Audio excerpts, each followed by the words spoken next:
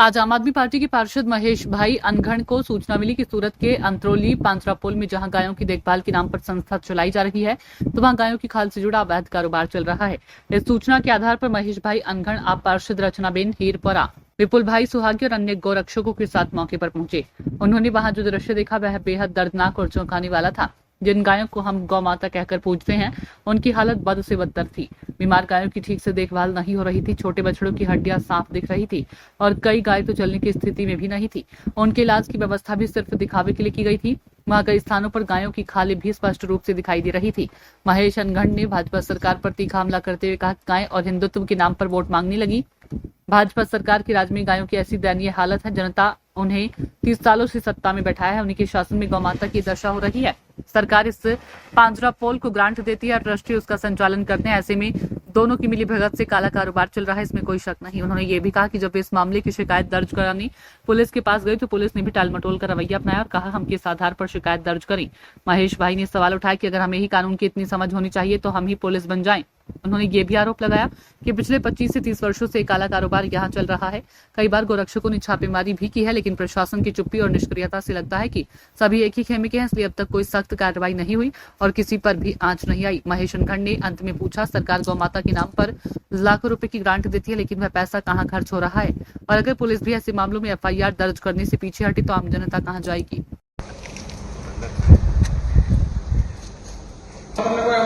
ताजी गाय पग बहनी के तुमने कोई वो विख्यात बनी क्या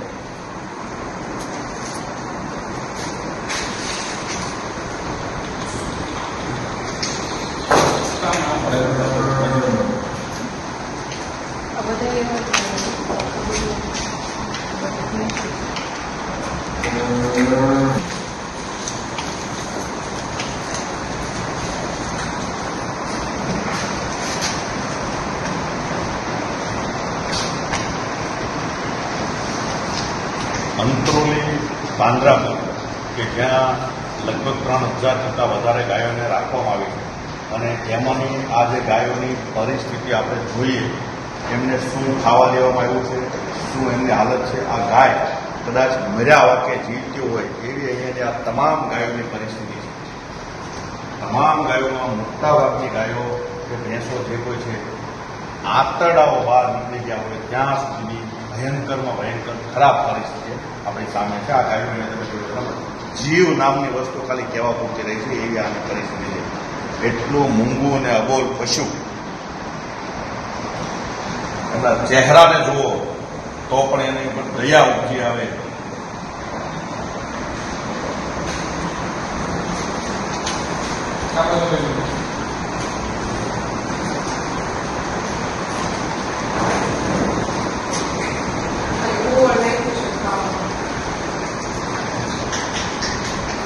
ગાયની હાલત ખાલી છે કે નહીં એ પણ ખબર નથી. મર્યા વાગે જીવે છે. એને ખાવા માટે આ કુવળ નાખેલું છે, જે કુવળ દાબામાં નાખવાનું હોય.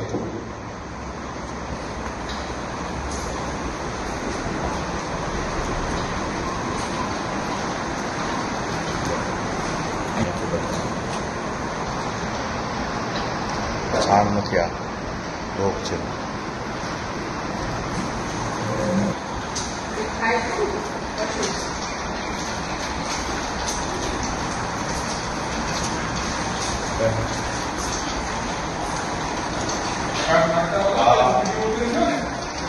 આ ગાયોની હાલત વિચલિત કરી જેને કોઈ જોઈ હોય. આને આ આખા ભારત દેશની અંદર ગાય એટલે કે એને રાષ્ટ્ર માતા જેને આપણે દરજ્જો આપવા માટે ખંડનીય છે, એ ગૌ માતા આપણા સંસ્કૃતિ મુજબ, ધર્મ મુજબ જે માતા છે એની આ પરિસ્થિતિ. અબોલ પશુ, એની પીડા, એની વેદના એ માત્ર અને માત્ર એના સિવાય કોઈ સમજી શકે નહીં એવી ભયંકર પરિસ્થિતિ છે. પણ એ પોતાની પીડાને બહાર આપી શકે એવી પરિસ્થિતિ નથી, એ બોલી શકે નહીં એ હાલત છે.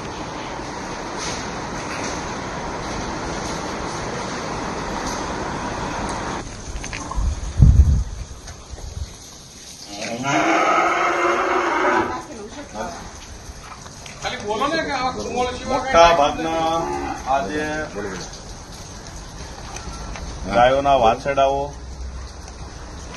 એક વાછરડાને તમે જોશો એટલે એના આંતરડાઓ દેખાય છે, એના હાડપિંજરો દેખાય છે. ટૂંકમાં એ પરિસ્થિતિ.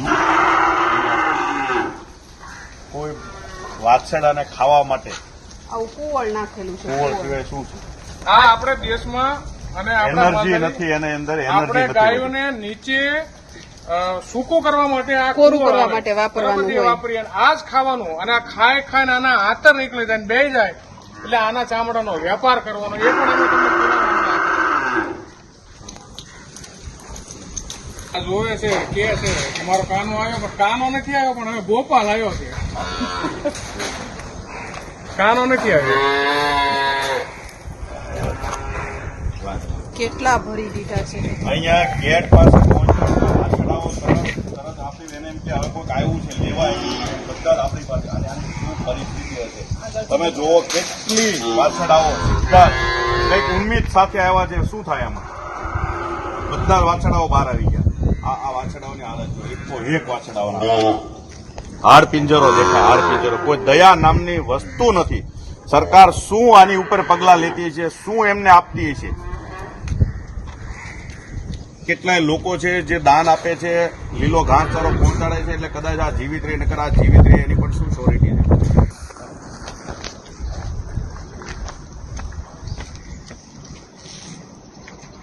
ખાવા માટે આ ખોળ વપરાય છે.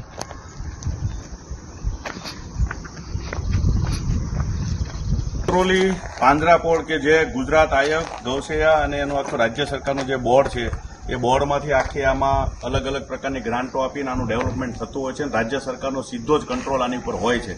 પરંતુ ત્યાં કોઈ એવું પરિપત્ર કે એવું કોઈ વસ્તુ નથી હોતું કે અહીંયા જે ગાયો છે એના ચામડાનો વેપાર કરવામાં આવે. અહીંયા જે દ્રશ્યો દેખાય છે એક્ઝેક્ટ પાછળના તમારા તમે કદાચ જોઈ પણ ના શકો. આ ગાયોના ચામડા છે, આ ગાયોના ચામડાઓ છે અને અહીંયા બાજુમાં જ કાપી અને એનો વેપાર. આ ગૌશાળા, તમે જેને ગૌશાળા નામ આપ્યું છે પાંજરાપોળ, ત્યાં જ ગાયોના ચામડાનો જો વેપાર થતો હોય તો ખરેખર આ કેટલું નિંદનીય કૃત્ય, કેટલું હીન કૃત્ય અહીંયા થઈ રહ્યું છે અને કોઈ વ્યક્તિ આના માટે બોલવા વાળો નથી. અહીંયા કપાય. આ કપાવા વાળી આખી જગ્યાઓ છે.